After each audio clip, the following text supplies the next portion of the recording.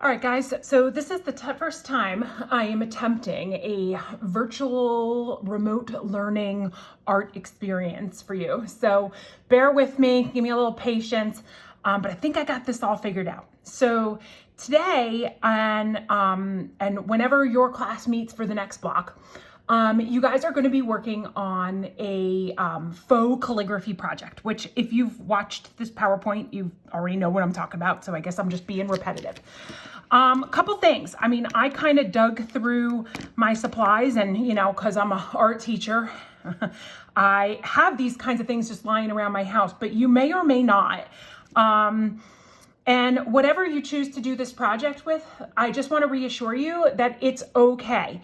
There's a number of different ways to go about doing this. I'm going to show you guys some lettering just using a pencil.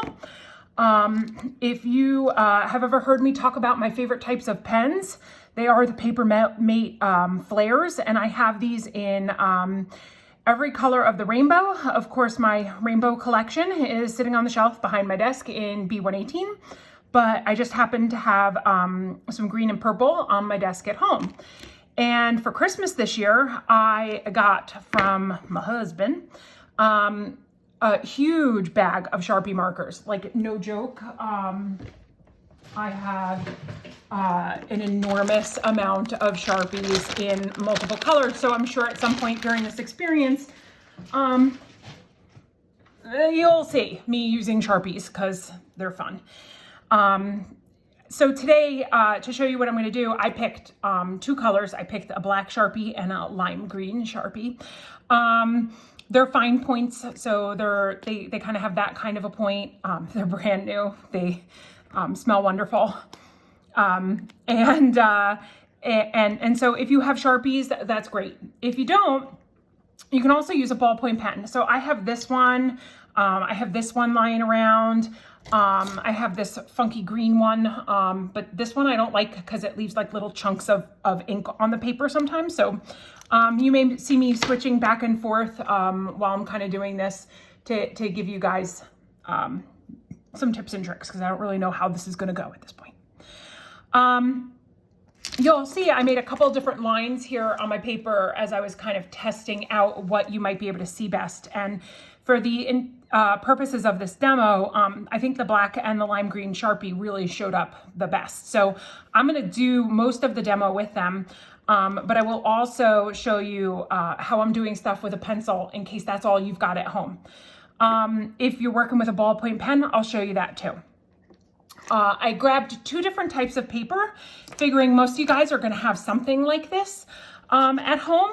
I grabbed regular old white printer paper, and I grabbed some loose leaf from my daughter's binder. So I don't have loose leaf lying around, but she thankfully did. So I grabbed some of hers. I'm figuring you guys have something like that. I don't even have Post-it notes, but you could do this on a Post-it note if you wanted to. Just don't do it on toilet paper, please, people. Okay, conserve the toilet paper. So with no further ado, I'm going to get started. Your first assignment is going to be to letter A, B, C, and X, Y, Z. All right. So there's a couple different ways that you can do this. I'm going to show you the fancy way first, and then I'm going to show you a couple different ways to make it easier for you. So I am going to write ABC on my paper. And you may find that the first few times you do this, you have to practice because it helps to make the loops, okay? To make them a little bit bigger, because when you go back over it, that will give you the space. So this one, not so good. This one, a little bit better. I'm gonna make it a little bit bigger here than is really comfortable for my hand, so that you guys can see what I'm about to show you. So You can do this in cursive, and I'll show you in a couple minutes how you can do it in print, because I know the first thing some of you guys are thinking is, oh, she's got good handwriting because she's an art teacher. Well, yeah, I do. I also spent a couple years going to Catholic school.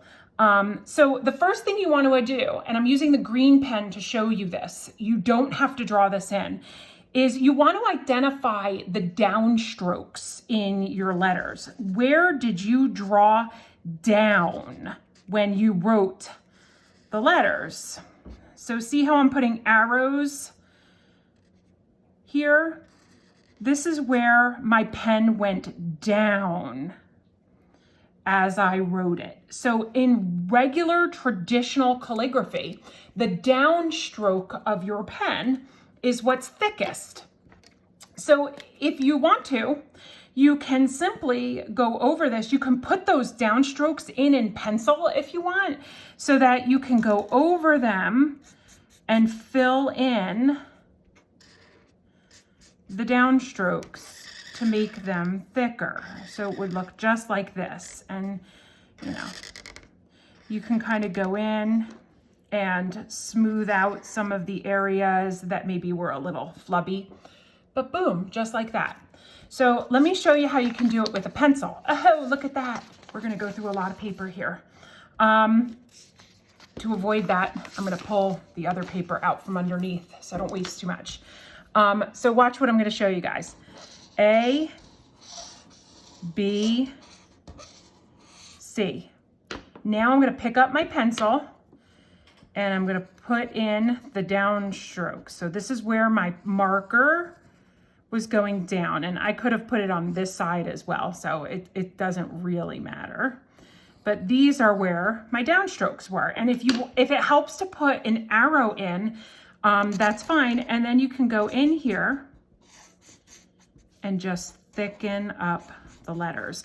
So this is faux calligraphy, guys. It's not the real deal. Like, it's actually slower than a real calligraphy pen, but when you're learning how to do this kind of stuff, it's actually easier. And to be completely honest with you, I don't do real calligraphy. I do it this way. And I will do this kind of stuff,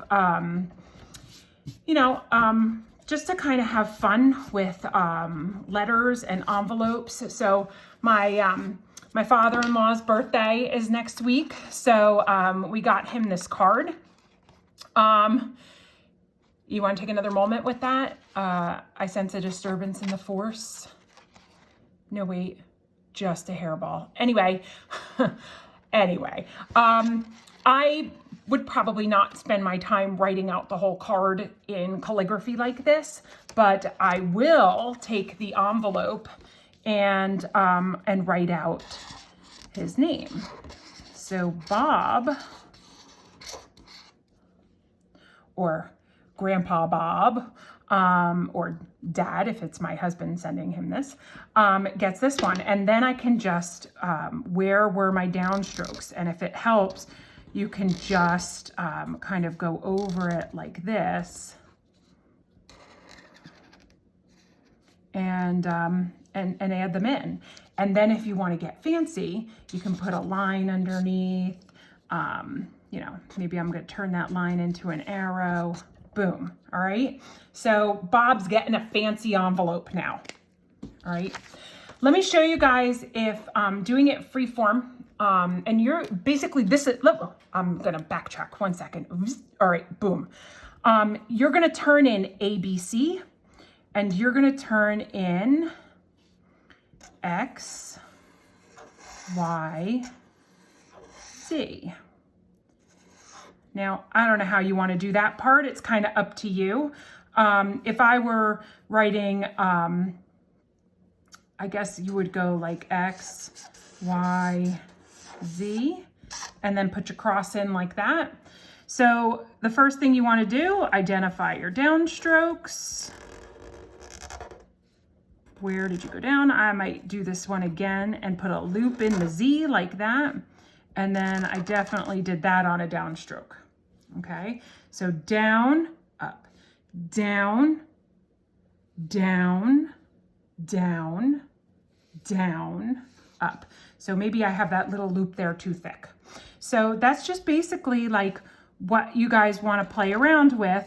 And honestly, if you make a mistake here, it's not too big a deal because this looks so much prettier than just regular old-fashioned writing. Nobody's ever going to notice, and people will be like super impressed with how fancy you can write.